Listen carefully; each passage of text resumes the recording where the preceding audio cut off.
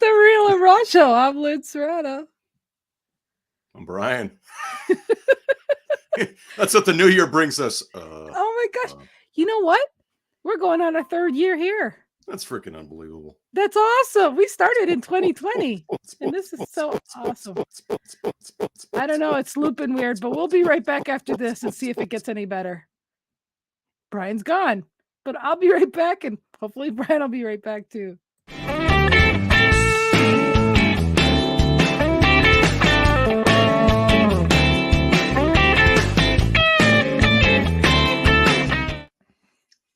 Brian, are you here? I'm here, yeah.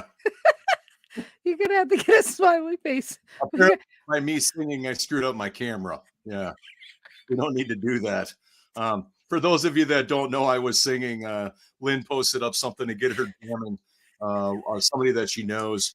And yeah, I was singing and it might have screwed up my camera.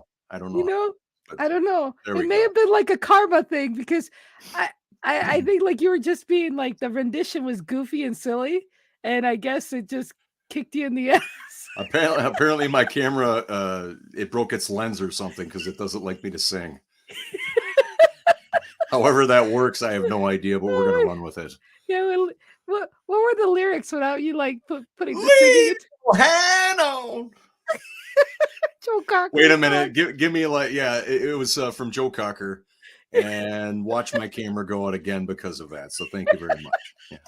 Well, you know, maybe we got to, have the legal copyrights of saying certain things or trying to sing like that. But well, I don't know. God knows nobody's calling me for a singing deal anytime soon. I'll tell you that much. Oh, well, Happy New Year. Happy New Year. Happy 2023. Here we are 5 days in. I'm so excited because I was just telling you off camera that we're going to start, we're going to rewind some videos from years gone past. And I mean, going on our 3rd year, it's going to be fun to have those clips and stuff. So, and if I would have been more prepared, I could have like taken the show where we did our word 3 years ago. Yep. Just about. So, it's one of those things where it's like, yeah. And we did it in 2019 or 2020. Yeah. So that's just like crazy. This is super crazy. Well, and look at Mr. Coachman. Please don't say it. It is a joke. I'm glad we got our one and only person to say I don't need to sing. So I'm glad. Thank you, Charles. Coachman, we love you. We love you. Happy New Year to you and to your wife. So if you have ever heard wolves howl, that's probably better than me singing. But you'll have to see the repeat on this because it went whoop, whoop, whoop, whoop, whoop. It was like a glitch. It was like even better. Okay. So it's kind of like, oh my God, I can't look at this anymore. Oh, your eyes are really blue in this camera today. So it likes your blue eyes. Either that or did you put in blue contacts? Yes. All of the above. Oh, you really inspired me to be really goofy. And so I know that what's the one word type of thing. And I really wasn't going to be doing this year as far as a word because, I shouldn't say my word's silly, but it's just something really serious to me. So I was like, he goes, Charles says the wrong blue eyes. Yeah. A different shade of blue. Sinatra. instead of navy, we're going to go with celestial. I got the fluorescent blue eyes. Well, they look nice. I like them. I like it. I can't help it. I mean, I got all these damn lights around here. Hopefully it'll do something good instead of make my hair red. Yeah, your head's My your head's hair not is red. My head's not red, but my hair is, yeah. I'm just turning red. My hair's the right color, but my head is red. I think my lighting just turned red. I think it's your face. Good thing the podcast won't show that. Yeah. For everybody that is watching, speaking of that, for everybody that can't see, Lynn looks like a tomato right now because she's been laughing so much. Oh, laughing and just blushing by what, giving you compliments makes me blush. I can't help it. Well, because they're true. That's all. We are January 5th, and it's just like, hey, I mentioned to Lynn on Monday, hey, how about this for a topic? And I need to acknowledge Lynn because I'm not a it's based on this premise. New Year's resolutions, whatever anybody says, I have a program mechanism of my brain that I don't believe in resolutions because the root of resolution is resolve, which automatically puts it in a negative position.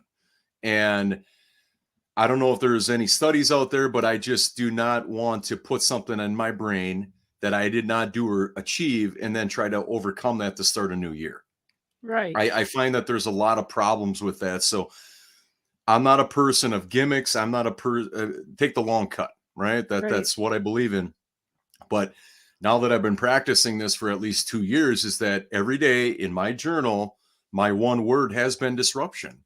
And the reason why our topic for today is I think it's very nice because it's the beginning of the year, but also though it's like whatever you use, whatever mechanism that puts you on track, use it, go with it, but consider that you take everything that you want to do this year and break it down to one word. Action. Whatever that might be, because then all of a sudden you got all the subsets of words that come from there, right? But it's Right. all based on one word. And I would not be saying this unless it moves stuff for me, because I'm not a fan of gimmicks and games and shtick and short term types of things. I don't believe in that. I would rather commit to something, as weird as it might be. What ultimately turns from like a gimmick or whatever, once you lean into it and start doing the work on it, turns into something of muscle memory, something of substance. And I think that if you're looking for something to really get you on track or something to really believe in and hone in on, what's your one word? And then go all in on identifying for yourselves, nobody else, what that one word is this year. I love how you depict that because to me, I totally agree. There, I don't like to set myself up for failure. Like I don't say I'm going to go on a diet because then right away I'm like I'll wait till Monday or Right. I'll whatever and you'll never achieve what you want to achieve. But we get into these dopamine fixes, Mm-hmm. right? Yep. And then it's only the heat of the moment. But what carries you through the rest? Right. It doesn't, Right. depending on your mood or who you're around or what you eat and all these Mm-hmm. different things. So, Yep. my word this year is health. Okay. And I have so many different health issues that uh I look at as a blessing in the way that there's a lot of good things I need to do in order not to fall in those pitfalls between Mm-hmm. migraines and depression and my stomach being paralyzed and my legs not working right. I mean, all these things. So I don't get to work out the way I want to and this and that. But I think that the fun is finding the ways and the things I can do without, making it worse on my health. Right. Like I mean, I'd love to pick up a weight and just start lifting and building the muscles, but herniated discs in the neck just only allow you so long. Right. I mean, it's just all these different things. And I'm 57, so I mean that's the thing of aging, And Scott Schilling calls it being mature, is being older. So I'll say mature now that And I'm I mature. and I would also, from the way that I'm looking at what you just said, is I would even challenge you to go a little bit deeper, because I mean, health is a very broad thing, Right. and obviously you can get lost in that. But what I would say is focus on one part of your health and make that as specific as possible. Make it as Yeah. granular as possible, because then you bring it to the court. Right. There's no Well, chance. There's very limited. The more detailed you get by your thought process and what it is, the less likely, if you're going to invest the time, you're going to get a dopamine hit to keep going, keep going, keep right. going. And matter of fact, I narrowed that down last year for myself Okay. because I learned a lot of pitfalls. So I guess right now where I'm at is the cool part of saying, okay, let's see how much I can do with what the abilities I can do. And it's the do it for the health of it, which is going to be a new podcast for me because we Nice. don't realize everything, whether it's mental, physical, it's something you have to do for the health of it, the way you react, I mean, there's just so much, like you said, to the health, uh, word and everything. And last year, I found a lot of pitfalls, a lot of things I couldn't do. So Mhm. this year, as far as do it for the health of it, is we don't realize everything we do is about the health of it. Right. And that's what I want to gear people to understand that, letting people trigger you or eating the wrong food that's going to bring you down this rabbit hole and knowing the things you're doing. So yeah, you're right. It's a big word, but I kind of know where I mean with it. So that's that's the key word for everything that I've worked with last year going into this year. And that's why it's going to be do it for the health of it. And like I think I'm going to start recording a lot of vulnerable things that I'm doing, but I'm not going to release it till like March. And then I will go back and forward with it because I want to see my own results with it and where I'm at, and also encourage people to say it was only 3 months ago that I was like this, and this is how I am now. So it's a process. So you got to kind of go back and forward with it. But that's my word. What's your word? My word is the same one as it's been for going on a second year, and that's disruption. Okay. And I would say within, and everywhere in my life, everywhere. I mean, I've invested every day for over 365 days looking at that word and writing down something about it. And I get it's such a freeing space to be because I'm at the source of that. Right. But the emphasis I'm putting in this year is how uncomfortable can I be every day? Right. Where it's like kind of like, where can you make your world uncomfortable where you're normally comfortable? Right. So like you exchange every single area where you're normally comfortable and exchange that for being uncomfortable. Right. Because eventually, and obviously I'm an extrovert and I'm around people all the time, but it's like there's always work I can be done. But unless I'm willing to open up that door and go through it, I don't know how uncomfortable I can be. And it's layers, and I'm at the source of what that looks like. But I think that disruption is, I'm going to open up that door. I'm going to go through it. I'm going to open up another one. And it's interesting because I have no measurement on where I'm going to go, what it's going to look like, but it feels great because it's always, and it's only up to me to decide. Yeah. What door I open, what it looks like, what does it feel like? And and of course it's going to be struggles. There's going to be victories and struggles along the way, but it's the more places and after a certain period of time, the muscle memory is going to be, I'm always uncomfortable. Right. And it's something you work through. It hasn't been overnight, but it's been something where it's like, okay, if I'm unwilling to put myself out there, well, but eventually that's going to become like, okay, you did that. Now what's next? What's next? Right. What's next? So that's my word for this year, with an emphasis in where can I be uncomfortable? Well, I think that's been something for me all the time, is always being uncomfortable and knowing that it's for the greater good. It's for a purpose. And I may not know the purpose, but I do know that oh, here's Coachman says, my word is organized, as it affects everything in my life. Yeah, right. I like that. All right. So Charles, I'm going to challenge you on going a little deeper. What particular area of life does organization going to hit the first part? Because I mean, organized can be an overarching thing. I mean, everything in my life. Well, that's a lot of things. Yeah. Which, and it could get easily overwhelming, because it's your whole life. And if you're trying to tackle organization in your whole life, I could see a lot of people, not saying it's you, a lot of people quitting before they start because it's such a macro thing. Yeah. Versus making it specific. You got to remember the thing of the word. I hear what you're saying, but I mean, like honing it down to, like somebody could say for you, you said your word is disruption, right? You've done it for 365 days. Mm-hmm. It's like, how much disruption do you have to deal with or whatever? I mean, somebody could say to you, hone that down a little bit more too. Sure. I'm playing devil advocate here. No, I get it. I get it. So what I'm saying is you probably go way deeper now after 365 days 100%. With that word. Yep. So, I'm just saying, playing devil advocate here, that it's whatever powerful word that puts you in action or accountability. Right. And I had a show with Cheryl yesterday, and she made such a great point. And this is what I do, but I didn't realize that that's what I did is, it's one thing to say, where do you start? But the problem is people don't put the finish date on it. Right. And the finish date is going to motivate you to keep in action. Correct. To achieve that date. Right. And so that was an epiphany for me, to saying, yeah, that's really what it does, is the date really keeps you motivated, not just saying, okay, I'm going to lose weight. But if you want to lose it by June, June is the deadline. You got to, be realistic Well, about it. in all of this too, is that we want to make sure that by anything we're imparting in this conversation is that you don't get stuck in analysis paralysis, Right. because it's not in the one word where anything happens. Right. That's just your compass. Now Mm-hmm. you need, compass, for instance.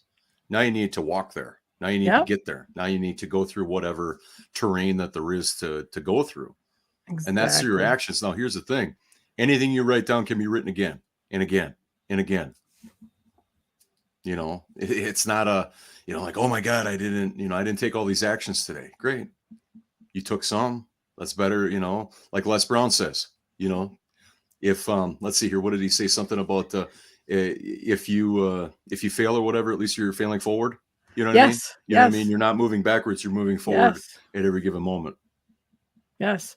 And I totally agree. I think we're hard on ourselves on the linear part of, this of the timeline, Mm-hmm. but you got to realize, like everything is constantly moving Correct. forward with or without you, but at least move a hairline today more than you were the day before. Well, and I think if this might help, maybe this will help you, Charles or Lynn or anybody else that's watching.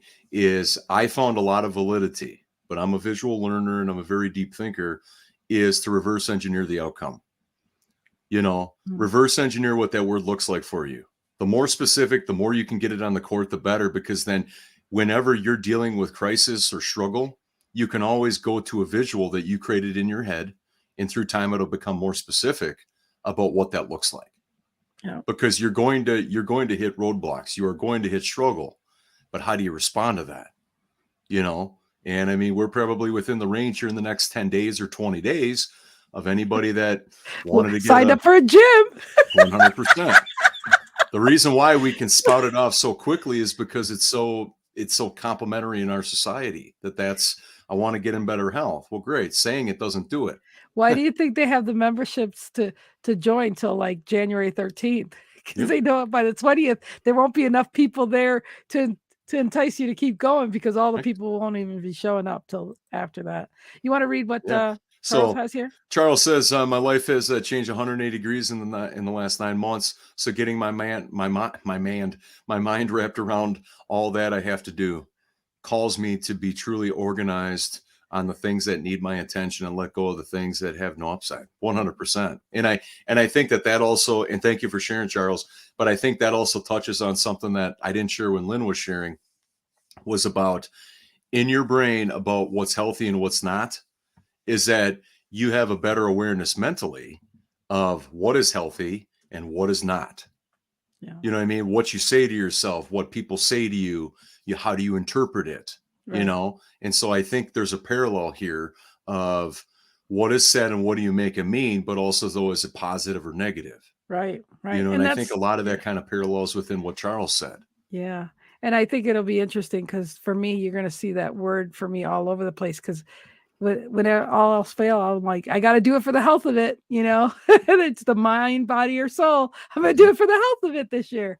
So, so instead of the hell of it, it'll be the health of it. And I think that too, is that knowing that this is a lifelong journey, whatever we make of it, there, obviously, like yesterday, what you talked about with Cheryl, but at the same time, it's like, if you don't have the visuals of what you're putting in or the reward, like if you have a certain look you want to be, or how do you want to feel?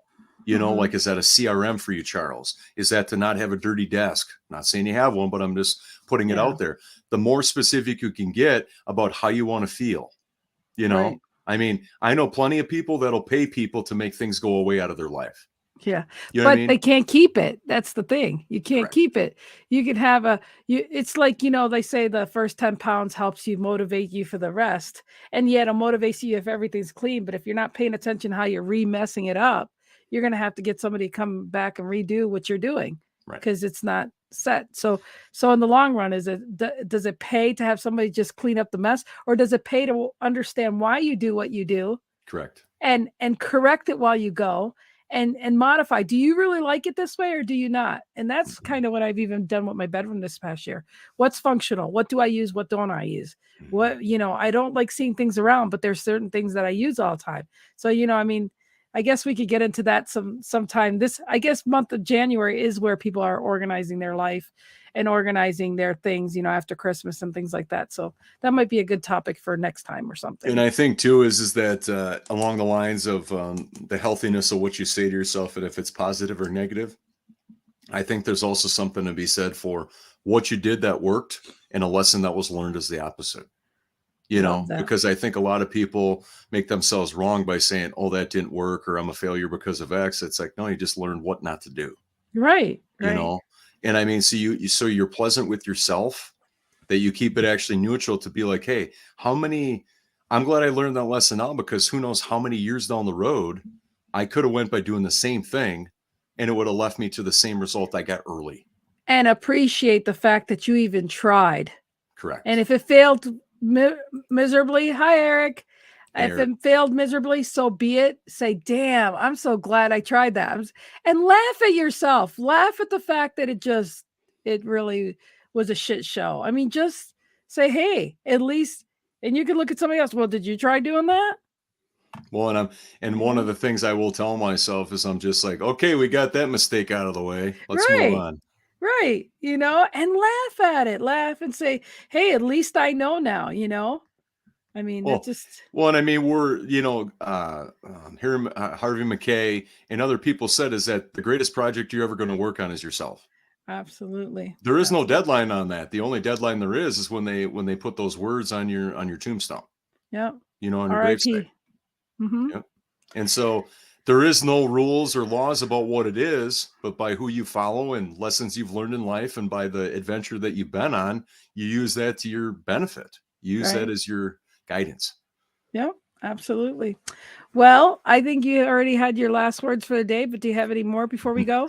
How about your last words this time? Let's flip it. I love seeing you every week. I missed you the last couple weeks. I'm excited. This is going on our 3rd year. Woo. And I'm going to have to count how many videos we've done. We've done a lot. Gosh. We've done a lot. And golly. Yeah, I just feel really blessed that you find time to etched in for us to do this. And so your commitment is just something near and dear to my heart. My first co-host. Woo! So you're number 3. Here we come. Yeah. All right, you guys. I love you, Brian. Love you too, Lynn. Okay. Have a great day, you guys. And we'll see you next week. Bye. Everyone.